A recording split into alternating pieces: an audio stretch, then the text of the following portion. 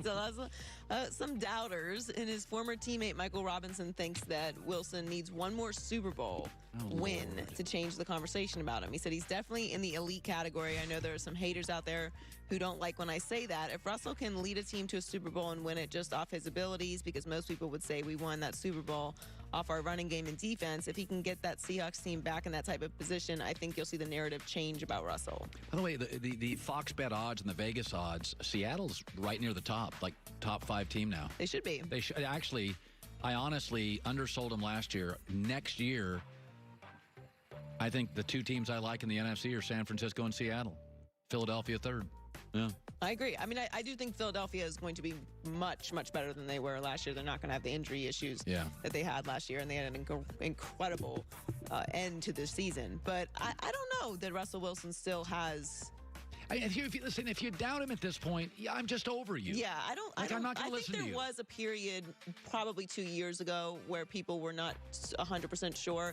But I think what he and Pete Carroll have done since pretty much losing the Legion of Boom and their original identity. They keep making the playoffs. Right. I think that they've shown that moving past that and kind of redefining that franchise, I think he does get a lot more credit now than he was a few years ago. Well, Kyler Murray and Baker Mayfield and Johnny Manziel and every quarterback under 6'2" should thank him, because that's why you're getting drafted.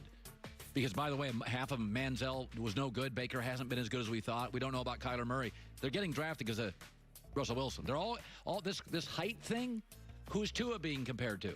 Russell Wilson. He is getting people millions of dollars. Like, that's a Russell Wilson thing. Also Drew Brees too, but the runaround guy. Yes, the mobility is coming from Russell Wilson. He's made himself and others millions. I do think that this would cement him as an all-timer if he won another one. I don't know how he's not already. I mean, I agree with you, but I do think that there are some people who are not 100% sure. I stopped taking calls as a radio host the minute somebody, that was about 4 years ago. I had a bad day. Said something bad about Russell Wilson. I was just like, I'm not listening to nonsense. And I changed the entire show off one bad call who didn't get Russell Wilson. That's a fact. Well, I mean, I'm with you on the calls. Two, he didn't even know that. You badmouth Russell Wilson. I can't. If I go to a social event and you badmouth him, you just don't get it. I'm not going to argue. I'm not going to argue with people on obvious stuff. Wayne Gretzky's the best hockey player ever. I'm not going to argue with you. Russell Wilson's a Hall of Famer, game-changing, top 10 player I've ever seen. I'm not going to argue with you. You can argue to a wall.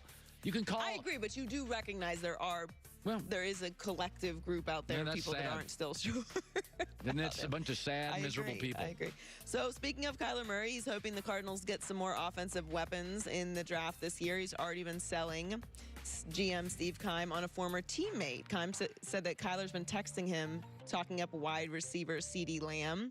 They had a lot of success together at Oklahoma. He caught 65 passes for 1,158 yards and 11 touchdowns from Kyler. Small, gets hurt. In 2018. All right. You don't like it? Small and gets hurt. I like the kid from Alabama. I think there's a million receivers. I'm not saying he's not talented. They have the number 8 pick. Yeah, I don't think he's a top 8 player. If there's anybody in the first round that's a little overrated, that's the guy. And I'm not saying he can't play, but you just don't think he's a top 10 pick. I think the Alabama kid runs unbelievable routes. I think the Jerry Jeudy kid is really special. He's not Calvin Johnson or he's not Randy Moss. He is walking into the league, 72 catches with a good quarterback and 9 touchdowns. Well, I mean, every draft is so different, right? And this draft, as we know, has a lot of wide receivers in it. So there are going to be teams who are going to be able to get high wide receiver talent this year, not so high in the draft. So if you have a position of need, you may not have to reach for a wide receiver because there are going to be some guys available in the later rounds that should probably be in another draft would be much higher. 50 potential drafted wide receivers this year. That is there's only 260 guys drafted. But 50. Is there anything to them already having a relationship that makes it worth it to you? I always think this is the way, I can't speak for women, this is the way guys work. Friendship doesn't matter if you're not good. If I'm a banker and I hire you and I like you, but you don't help my bank out, I got to move off my friend.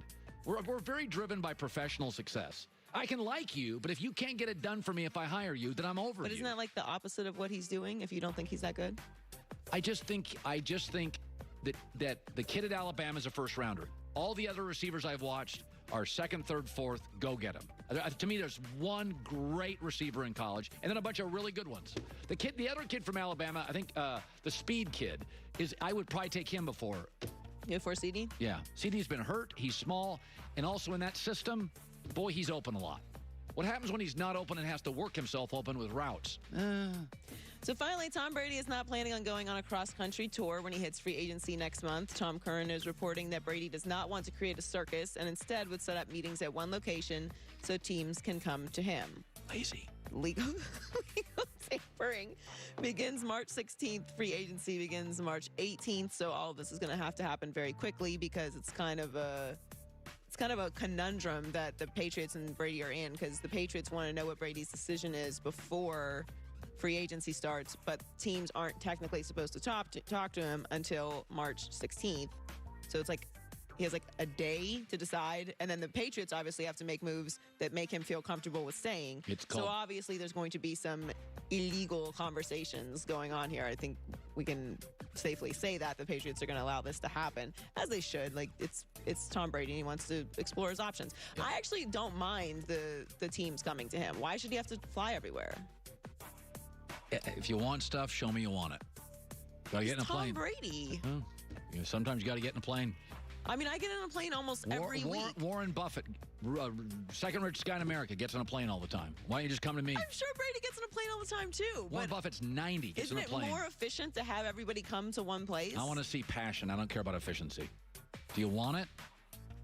Warren Buffett gets on a plane. I mean, I'm with you, but I think Trump was on a plane for the last 4 days. Certain people that are, that you give some exceptions to. I think Tom Brady is probably the exception to this. Like, teams are going to come regardless of that, the passion. Goulet, what'd you say in my ear? Are you implying that Warren Buffett flies to everybody, nobody flies to him? I'm saying Warren Buffett is like 88 years old. He's a billionaire. He gets on a plane every week and flies to somebody. He's got a phone. He's got FaceTime. He's got all the money in the world to talk to people, and he flies to them. He's showing he cares. That could also be because he's in Nebraska. Maybe that's part of it. Maybe it is. Maybe. All I'm saying is get on a plane. What's that song? Put a ring on it. But doesn't it? If you like it, then you should have put a ring on it. If you like it, get on a plane. 6 rings on it. So maybe that's why. It's his hand is very heavy. He has to leave like some luggage because he has all of that hardware he's got to carry with him. Excuses to me. Joey with the news. Well, that's the news. And thanks for stopping by. The Herd Lie News. Emmett says Dak should take a pay cut. Thoughts next. As if the coronavirus isn't scary enough, researchers have now discovered that hackers are sending spam emails disguised as legitimate information about the coronavirus in hopes of infecting smartphones and computers with malicious software. It's important to understand how cybercrime is negatively affecting all of our lives. Identity theft's a problem. It's another serious issue. Somebody's identity, yours, mine, stolen every 2 seconds. Okay? You can't monitor constantly your credit. That's where LifeLock comes in.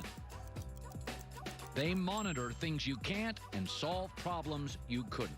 Save up to 25% off your first year by going to LifeLock.com and putting in the code HERD or calling 1-800-LifeLock. Same code.